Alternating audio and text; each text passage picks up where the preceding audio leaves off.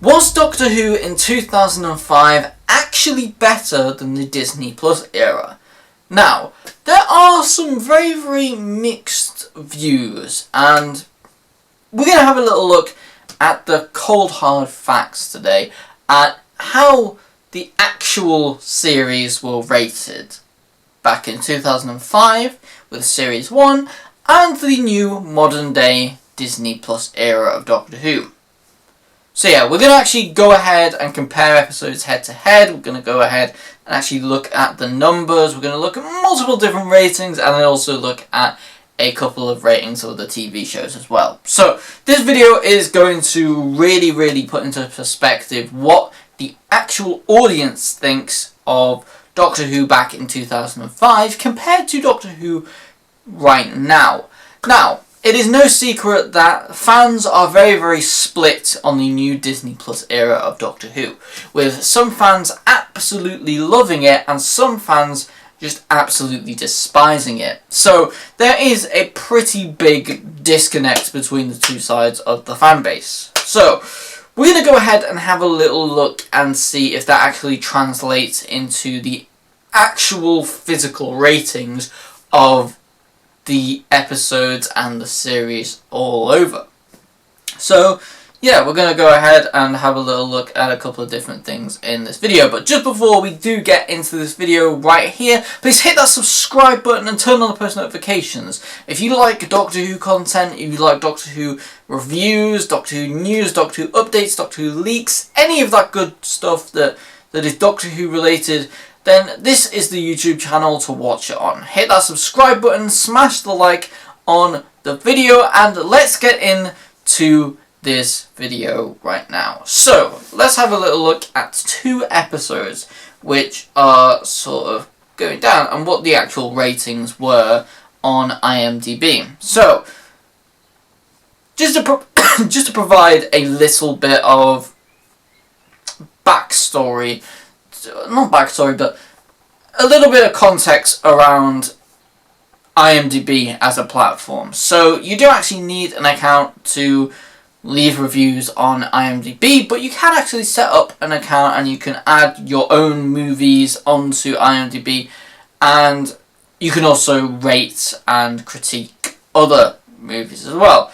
So it's not something like a YouTube comment section where most people can just comment on with just having a YouTube account.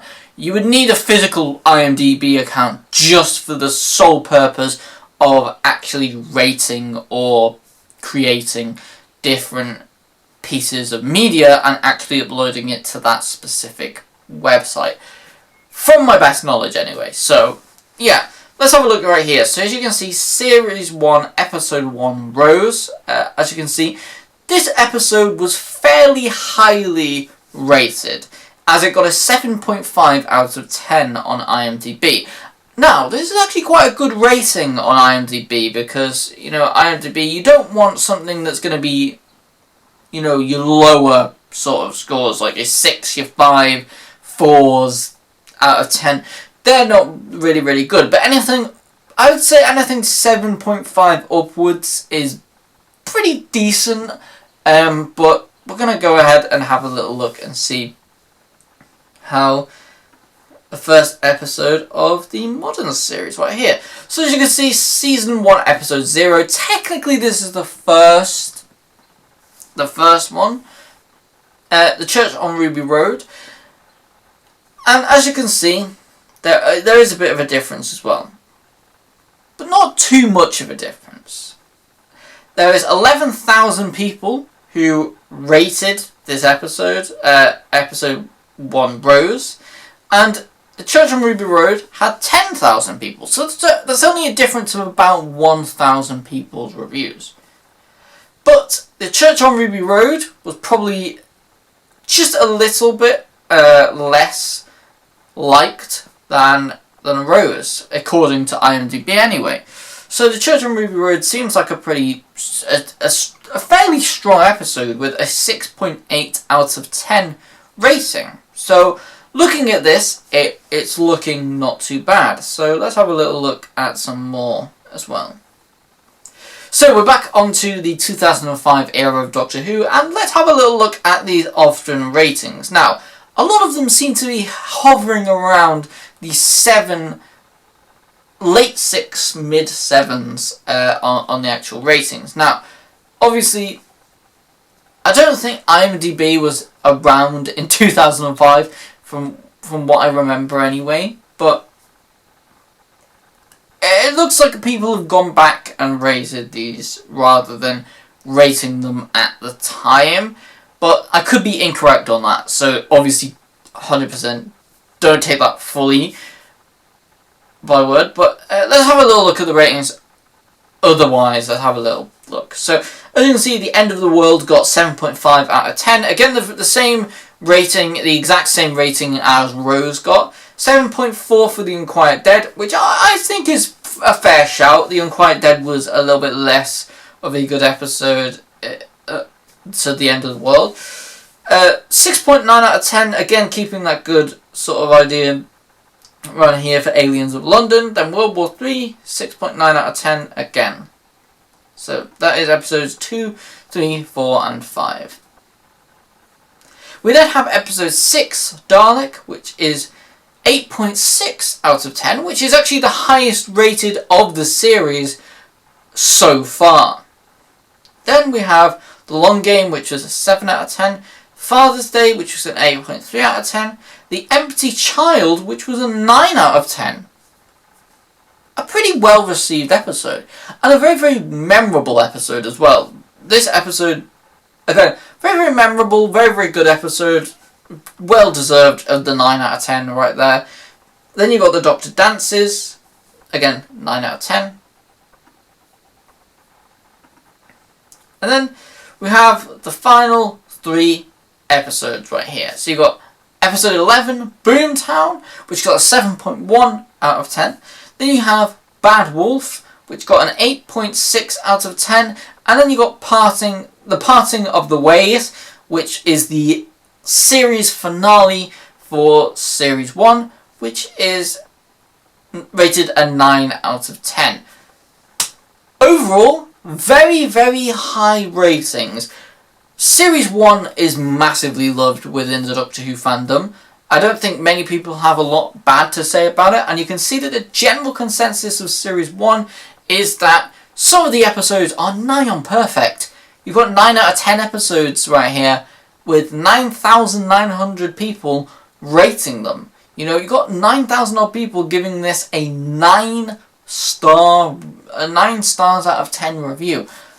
Really, really good and strong. So, let's have a little look right here. Space Babies, it went down quite a bit. Only scoring a mere 5.1 out of 10. From what I can see here, if you're comparing it to the average 7s, 8s out of 10s right here from Series 1, 5.1 out of 10 is pretty bad if you go according to IMDb. But that is why we're going to have a little look at some other platforms as well, so that we have as much variety as possible here, because we want to get as many different reviews of these series as possible and cover on as many bases as that we can. So we've got The Devil's Cord, which went up a little bit to 6.1, but it's still literally, what, like 61% out of 100 people liked it. Not great. Got Boom, which actually went up again. People were liking Boom. We also have 73 Yards, which went up to 8.1. So 73 Yards was actually rated on core with a lot of them Series 1 episodes, and Boom also as well, with The Devil's Cord missing just underneath right there. We then have Dot and Bubble, which is 7.2 out of 10. Rogue, which is 7 out of 10. The Legends of Ruby Sunday, which is 8 out of 10. And The Empire of Death, which is 6.4 out of 10. So, the reason why I think The Empire of Death did have a drop-off right there is that very, very... what I would say is just a very, very disappointing ending to it, with Ruby's mum just becoming some random person despite her being bigged up to be this really, really vital plot point in the series. So that's why I think that dropped off there. But overall, you got an average, but you don't have that 9 out of 10 factor, which a couple of the episodes from Series 1 did actually hit. And these episodes didn't quite hit that wow factor, but you have an 8 out of 10 for The Legend of Ruby Sunday. So, in my eyes, I think that's getting close, but it's not as well received, from what I can see and hear. Let's go over on Rotten Tomatoes and have a little look at the series overall when compared to each other. So you have Series 1 of Doctor Who. It had a very high critic review. So right here it has an 85% on the critic review with 13 reviews, and then it has a 95% on the audience reviews. A very, very well rated series.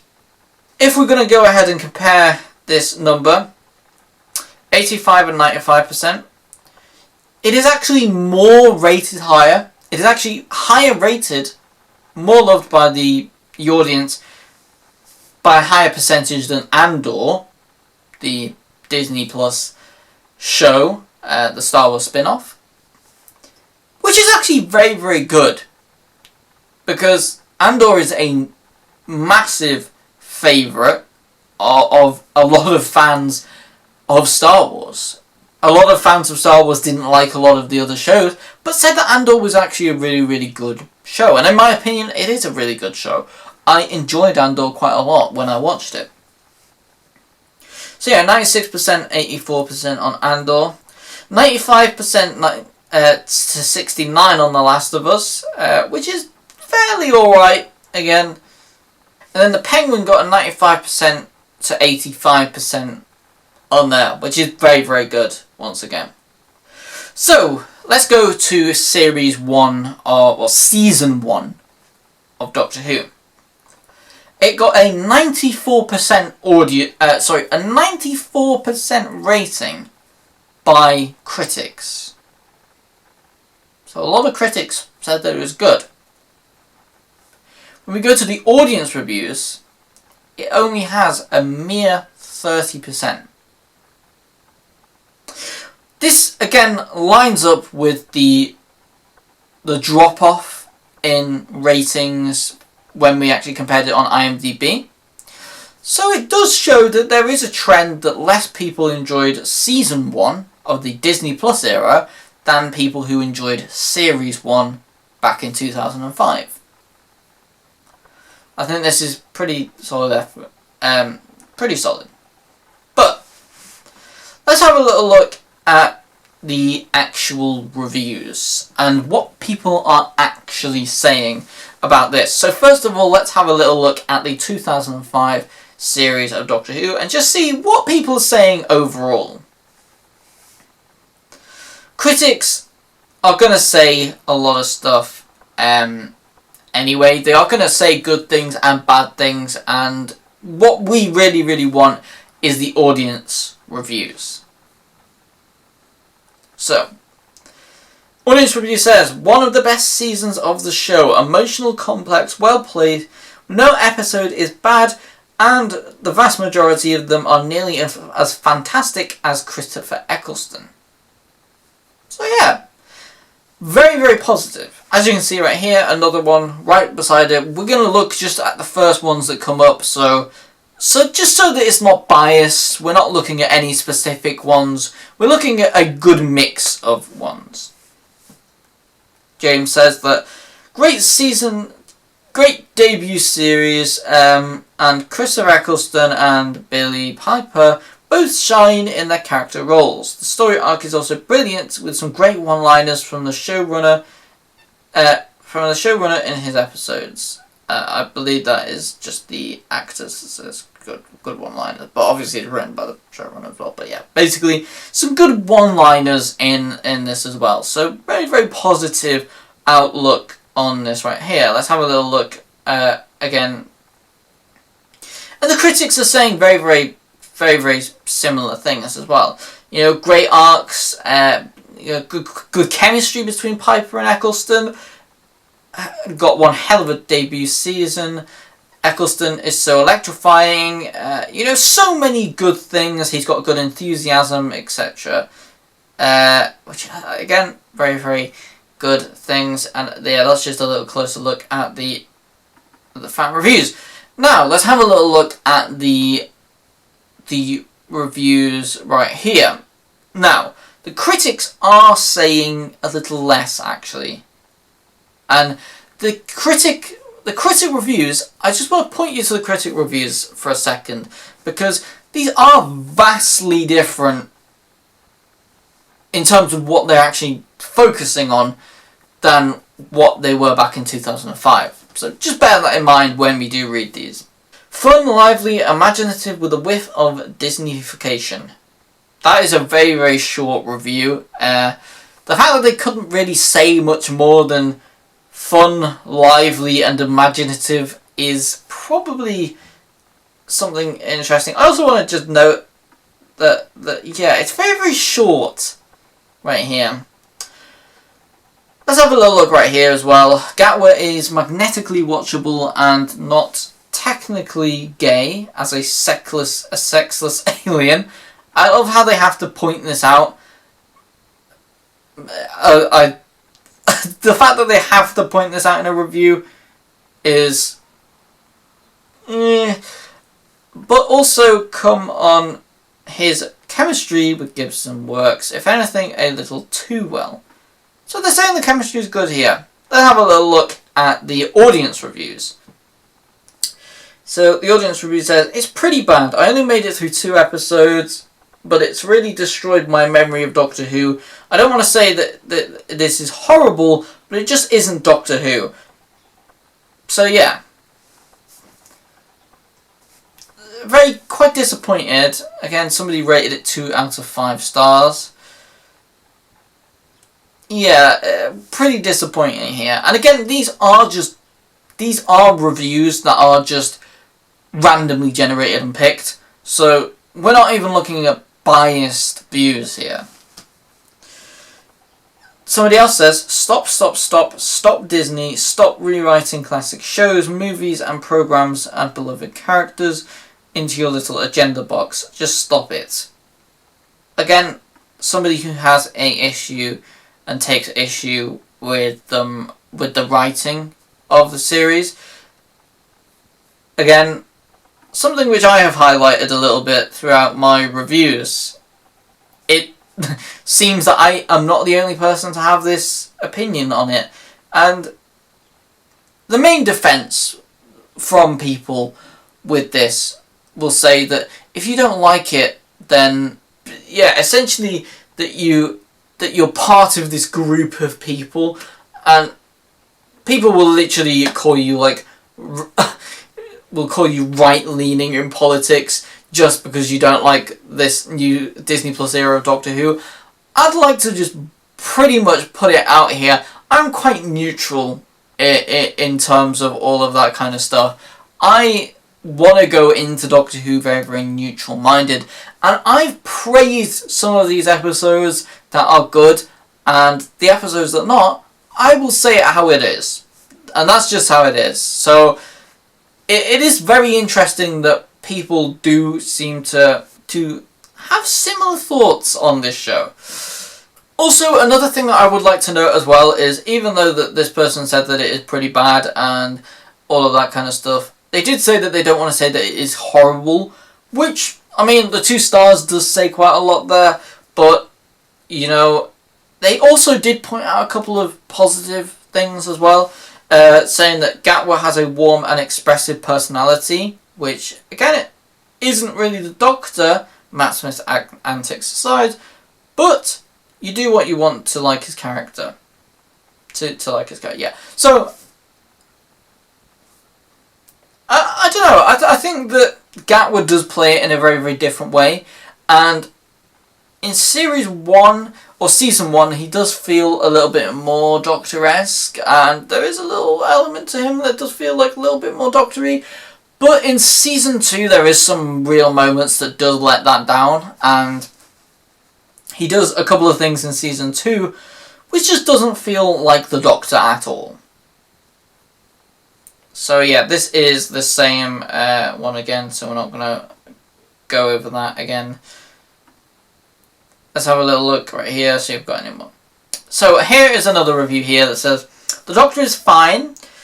All the other characters are terrible, as many of the plots. It's badly written and badly produced. It does seem that in its history, there are always a few Doctor runs that are pretty bad. Even if the show Doctor is a good actor, I expect history to repeat. Really needs a new showrunner." So yeah, again, people are saying that it does really need a showrunner change-up, and again, in some ways, I think Russell can. He has the potential to change the show, and he has the potential to revive the show fully. It's whether he's actually going to want to do this in the right way. And yeah, that is true. There is a few episodes of every series that are not as favoured, but as a rule of Doctor Who, even them episodes are pretty good in comparison to some of the episodes, say, look at the Whittaker era, or even some of these episodes, which I really wasn't that much of a fan of, you know. So yeah, let's have a little look at this last screenshot right here. Let's see. Somebody put half a star. Crazy. "I watched this as a child, but now my kids will never see this terrible rubbish." Again, somebody who's not very happy with Doctor Who. So yeah, looking at this just brutally honestly, it looks like Doctor Who was much more well received by the audience in 2005 when compared to the new Disney Plus era. And I can definitely see that just in how people are talking about this new era compared to the 2005 era, and just how times have changed in between these two different eras. And yeah, it does show by reviews alone that there are people who love this show still and will genuinely consume any episode of Doctor Who as long as it's written by Russell T Davies or any of the other people in Doctor Who. But there are also some people who really don't like it. But there are a good amount of people who can see the good in episodes. So, I mean, like myself, there are some people who can genuinely say, okay, well, this episode wasn't for me, and that's completely fine. If this episode wasn't for me, then it wasn't for me. But I really like this episode of this series. So there is quite a lot of things to be said. But overall, I think that the general thought and general public opinion of Doctor Who was much higher back in 2005 on that revival than it was in today's modern Who era. Another argument that I really have gotten, I've heard a couple of times, is that apparently people said that it was overly political back in 2005. But if we look at the reviews and the actual audience reviews, this doesn't seem to be the case. The only reviews that I've seen personally that are remotely about politics or the show being overly political is for this new Disney Plus era. I've not seen any for the 2005 era, and despite how people want to look back on it and want to say, oh, but episodes do have some little bit of politics written into them. Look at the Slitheen, they were supposed to be like politicians and all that kind of stuff. Yes, but it was just it was more baked into the story, and that's a really, really important thing when introducing real world stuff into a show like Doctor Who, that you bake it well into the story and it makes sense being there. And it doesn't just feel like an issue of the week. Like, I really, really do get this feeling with this new era of Doctor Who that it's like, okay, we're going to take a load of political issues that are currently trending at the moment, and we're going to base an episode around each issue. That's really what it feels like, and I don't think it should feel like that. I think if you're going to include politics, do it properly, and do it right as well. Don't just do it on the nose, like really cheesy lines. Oh, like, this is a problem, here's a line. It doesn't really work. And I much preferred how they introduced politics into Doctor Who back in 2005, when it was much more subtly integrated in a couple of episodes of the series. It wasn't every single episode as well. You had episodes just to let the series breathe, and you had some really, really nice episodes, and just ones in between. But like, you had your political episodes, like the Slitheen 3-parter. I would say that's probably the most political because it is set in Downing Street in London, so you can't really avoid that sort of stuff. But even then, nevertheless, it's so much more. It's so much better integrated into the actual storyline that it feels way less on the nose, even though that group of episodes was set in Downing Street, which is probably the most political place that you could set the episode. So, yeah, like, I definitely feel that yeah, it was better done back then in 2005, and that maybe the writing maybe isn't as well done, and I do understand it. I do get that Russell wants to incorporate, your diversity and inclusion of loads of different races and sexes, etc., into Doctor Who, and I do fully get that as well, because it is important to cover, multiple different angles, and it's definitely not fair to just have white straight people throughout the entire thing, and that's definitely something that but it needs to be done properly. If it is going to be done, I think the story needs to come first, and I think if you set a story and you do it properly, then all of these factors of inclusion and diversity naturally seep into the story, and I think that's how you do it a lot better than just here's a topic, here's an issue, let's make a story around it. But that's my opinion. Let me know what yours is. Comments down below. Just comment down below what you guys thought about this. Do you agree? Do you disagree? Do you personally like Doctor Who better now than it was in 2005?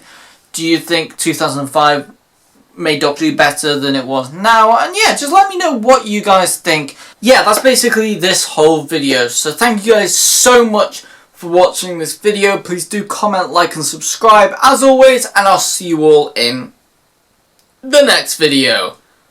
Peace.